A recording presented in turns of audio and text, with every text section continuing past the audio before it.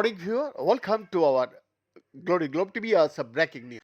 Yeah, when pathogens enter our cells as part of an infection, our body will trigger a programmed cell death known as a pyroptosis as part of an antimicrobial response.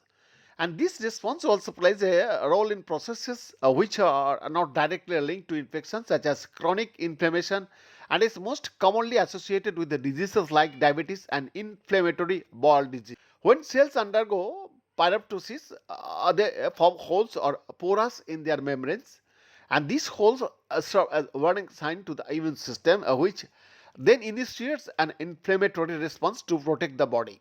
Scientists have long known about these membrane holes, but a little less known about what happens after the holes are formed. Can cells repair themselves and survive, or do membrane holes serve as a fatal aim? Research from South Dakota State University Department of Biology and Microbiology in shedding a new light on this question, led by Assistant Professor Gregory Amare. The research team has published a study in cell death and disease, which describes a protein ALIX that can help boost a cell's self-healing ability to prevent pyroptosis. In this study, we provide evidence that a membrane permeability is not equal to cell death and can be reversed if the pyroptosis stimulus is removed, Amar explained. The key is timing. Yeah, gasdermin D is a protein that, when activated, creates holes in the cell membrane. The longer the protein remains in the membrane, the more likely it is to die. But as Embrace research team found, the ALIX protein can help remove gasdermin D from the membrane. If the cell removes gasdermin D in less than 2 hours, it can recover as long as ALIX is present. But if the protein is not removed, the cell will likely die. Our research is aiming at finding ways to be able to boost this cell's self-healing potential. Ambassador and my team identified a protein ALIX that might play an important role in this process.